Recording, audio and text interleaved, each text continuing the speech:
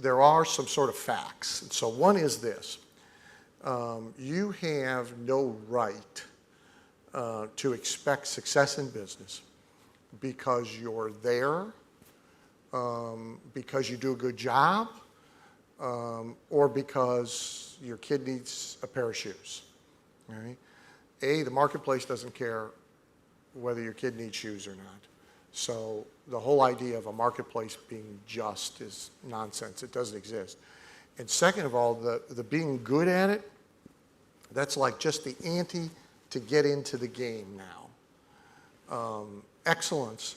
So in the 1970s, there was a big best-selling book. A business consultant by the name of Tom Peters wrote a book called In Search of Excellence. And the corporate language at the time then was all about excellence. And the idea was excellence in product quality, excellence in service, excellence in management was therefore entitlement and guarantee of exceptional success in the marketplace. That was the idea. And that idea has stuck in people's minds long after it being true. And it seems like it should work that way, but it doesn't anymore. That level of excellence is just the ante that gets you in the game. That's the difference between surviving and disappearing. It doesn't get you to prosperity. It takes a lot more to get to prosperity. And as Chris just said, a lot of people don't really understand. There's a certain mindset and skill set that'll get somebody to six figures. There's an entirely different mindset and skill set that gets them to mid six figures. And there's an entirely different mindset and skill set that gets them to seven figures. And often one gets in the way of the other. Second fact, there's no shortages of anything. So nobody really needs anything. Now, if you go all the way back to the turn of the century, so the idea then, so the excellence idea was in the 1960s. There's an idea that's much older that still hangs around in people's head. And that idea is find a need and fill it. All right? Now that goes back a long way before wringer washing machines, before telephones.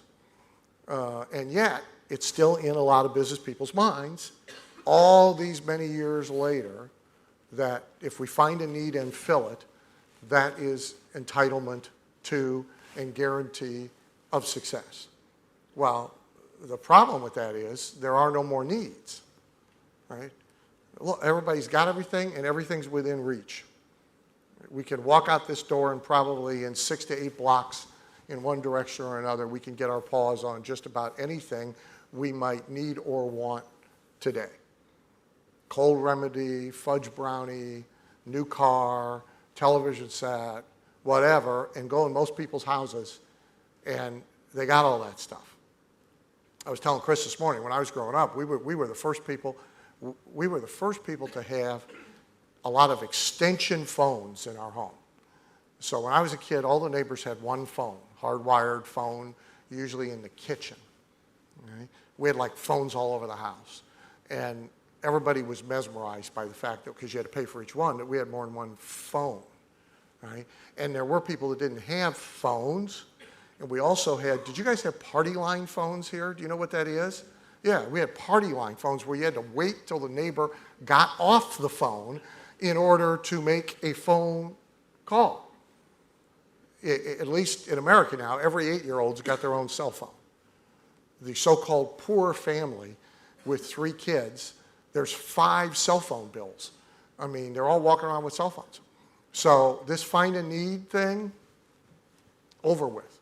And because everybody's been buying stuff for the last handful of years, in at least I assume here too, using the house as an ATM and sucking all the money out of the house and running around buying stuff. Everybody's loaded up with stuff. I mean, they got stuff coming out of their ears. Right? The reason eBay even exists is because everybody's got too much stuff and is too lazy to go to a swap meet. So they're going to sell that on eBay. So there are no real burning needs, and you're not going to prosper by filling needs. Next truth.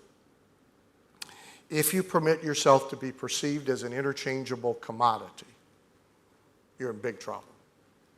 All right? So if you are interchangeable, if I can buy whatever it is that you provide from you, but I can just as easily and satisfactorily buy it from this person, and this person, two bad things happen. One, convenience. If there's a little convenience store, and oh, I should tell you, if I name something that is clearly an American-only reference, and you don't have it here, please yell out and tell me so I can explain it, okay? Or substitute something else for it. So you guys have 7-Elevens here? Convenience stores? Fine. So there's a true commodity business, right? And if we're driving down one side of the street and we're driving in the opposite direction, we're going to the convenience store that's on the easy side of the street. There's no reason to fight our way across 4 lanes of traffic because one convenience store is pretty much the same as the other. So you're vulnerable to convenience and you're vulnerable to price, because if you're an interchangeable commodity, somebody will sell that commodity for less than you will, even if it puts them into bankruptcy. Because people, we're going to talk about price later in another segment, people are incredibly stupid about price. And so if somebody will always sell for less than somebody else right to the steps of bankruptcy court, happens all the time. It's a history of American business, big and small. And so you do not want to be in an interchangeable commodity environment. So just being there isn't enough. Instead, you need a compelling argument for why you ought to exist and then prosper.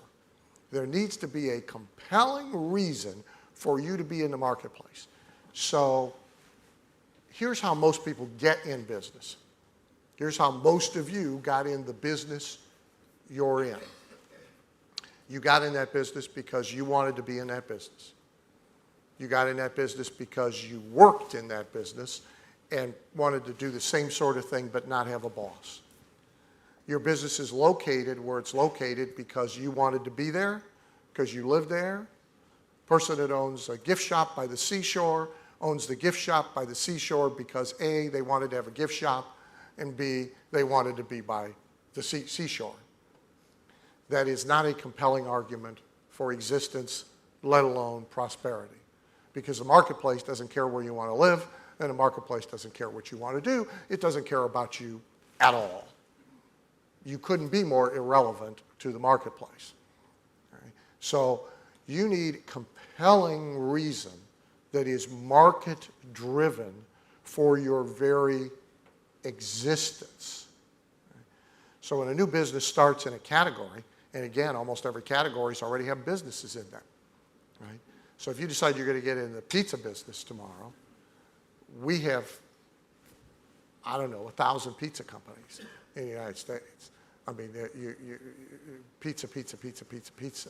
It happens to be in the United States the most consumed takeout and delivery food, which is why if you go to Disney in the United States now, the sun is blocked by the size of the butts of the people walking around in Disney.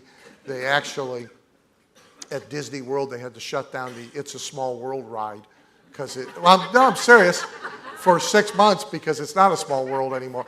And they had to, because the boats were sticking on the ground. They put people in them little boats. Have you been to, you guys been to, so they put them people on the boats, and you know, they're on a little metal track. There's really just a little bit of water, right? Well, the boat would lock up in the track, so they had to re-engineer the ride because everybody is too fat, and the pizza diet is probably largely responsible for that. But so if you decide you're going to start a pizza company tomorrow, there's no need for you to exist. The need's already full. So you better figure out a compelling argument for why you ought to be permitted to do well by the marketplace. So that's really what we're going to talk about this morning, is this idea of how you move from a very ordinary business for which, truth be told, there's no good reason for it to prosper or make anybody rich because it's treading in territory already full, to an exceptional, an extraordinary, a different business for which there is a compelling reason. Now that movement is big, not incremental. So if you came here, which I doubt, if you came thinking, well, I make 160,000 pounds now a year. By the way, it's one of my favorite things about you guys is that you call your money pounds. That's just, to me, that's a great visual. Pounds of money. The Canadians call it loonies, which I always thought was not good. But pounds of money. So if you came thinking I make 160,000 pounds a year and I want to get a 10% increase so I make 166,000 pounds a year, you really are in the wrong room because that kind of incremental improvement is really not what we're talking about at all. I'm talking about transformative improvement that makes an ordinary business something really, really special.